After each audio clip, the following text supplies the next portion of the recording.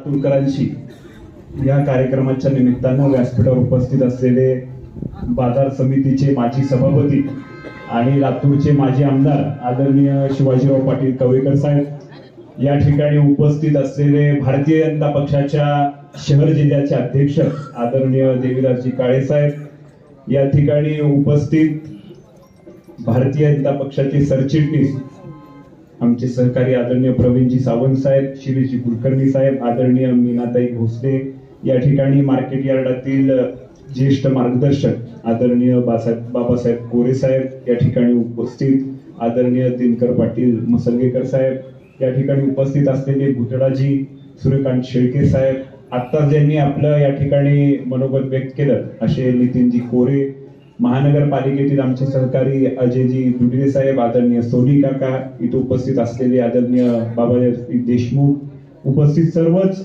Market यार्डातील सर्व आमचे सहकारी मित्र, उपस्थित सर्व बांधव, सर्वांनाच मनापासून नमस्कार. मार्केट यार्डामध्ये ही बैठक होते आणि ह्याचं मुख्य असं कारण आहे की संवाद झाला पाहिजे, ऐकून घेतलं पाहिजे, अडचणी काय याच्या संदर्भात कुठेतरी चर्चा झाली पाहिजे. आणि जोपर्यंत चर्चा होणार नाही तोपर्यंत आपल्या विषयांना त्या ठिकाणी वाचा मिळू शकत नाही. अशा पद्धतीचं एक वातावरण आपण सातत्यानं पाहतो आणि म्हणून प्रश्न काय ते ऐकून घेतले तर आपल्याला त्या दिशेनं काम करता येईल. प्रश्नच काय माहिती नसतील तर आपण त्याच्या संदर्भात चिंतन कसं करणार, विचार कसा करणार, पुढे कसं जाणार, ही समस्या मला वाटते लातूरमध्ये आपल्याला प्रकर्षाने जाणवते.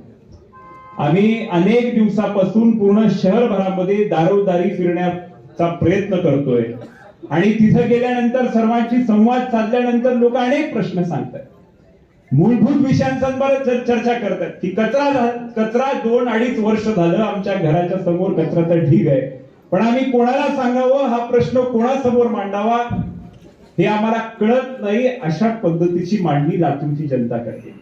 नाल्या तुंबलेल्या आहेत, लाईटी लागत नाही, पाण्याची अव्यवस्था आहे, ह्या सगळ्या गोष्टी सांगण्यासाठी माध्यमच नाही, आम्ही कोणासमोर ह्या सगळ्या गोष्टी सांगायच्या असा प्रश्न इथल्या लातूरकरांना पडतोय. आणि आता बाजार समितीमध्ये आल्यानंतर वेगळं काही पाहायला मिळते असं मला वाटत नाही. आम्ही बाजार समितीच्या निवडणुकीमध्ये आलो होतो आणि त्यावेळेस ज्या प्रश्नांचा ओहापोह या ठिकाणी आम्ही सर्व भारतीय जनता पक्षाच्या कार्यकर्त्यांनी केला होता त्याच्यापेक्षा वेगळे काही विषय आज सुद्धा चर्चेला आहेत असं मला वाटत. आम्ही जेव्हा म्हणालो होतो की लातूरचं वैभव ही बाजार समिती आहे, लातूरचं अर्थकारण इथून मोठ्या प्रमाणात चालतं, इथं आडते आहेत, व्यापारी आहेत, गुमस्ता बांधव आहेत, हमाल आहेत आणि यांचं सगळं सूत्र बांधल्यानंतर लातूरचं अर्थकारण चालतं.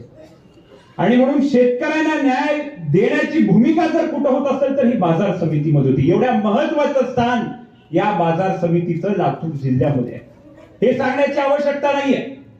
आणि म्हणून ह्याला कसं जपलं पाहिजे, ह्याला कसं टिकवलं पाहिजे, ह्याला कसं स्थिर ठेवलं पाहिजे याच्या संदर्भातली चर्चा एक लातूरचा नागरिक म्हणून सातत्यानं होण्याची आवश्यकता.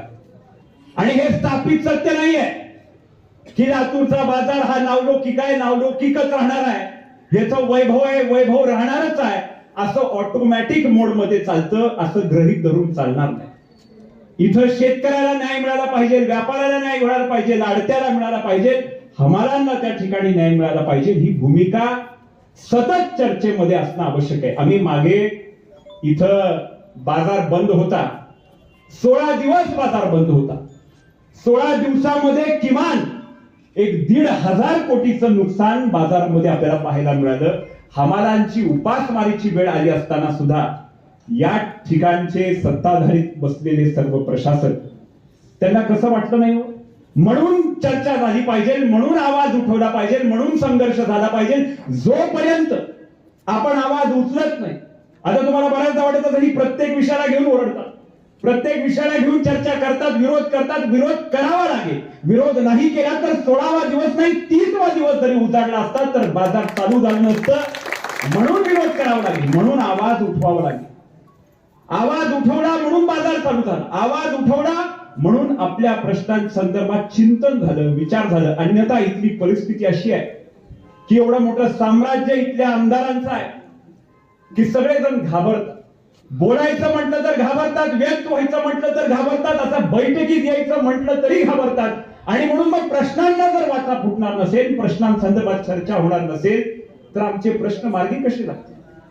बोलायचं धाडस झालं पाहिजे आणि बोलायचं धाडस होण्यासाठी आमच्या नेत्याचा तेवढा विश्वास या ठिकाणच्या परिसरामध्ये निर्माण झाला पाहिजे, हक्क निर्माण झाला पाहिजे. विश्वास तर असतोच पण हक्क सुद्धा असला पाहिजे. आमच्या हमालाला वाटलं पाहिजे हो आम्ही भैया काय अडचण आहे, आम्ही इथं उपासमारीची वेळ गेली 15-16 दिवस झाले, तुम्ही या हो असं म्हणण्याचं धाडस हक्कातून निर्माण होत असतं, विश्वासातून निर्माण होत असते. आहे का? 16 दिवस झाले कोणी फोन करायची सुद्धा त्यांना कोणाला धाडस होत नाही. ही राजकीय संस्कृती आपण इथं पाहतो. मी भाजी मार्केटमध्ये 4 दिवसापूर्वी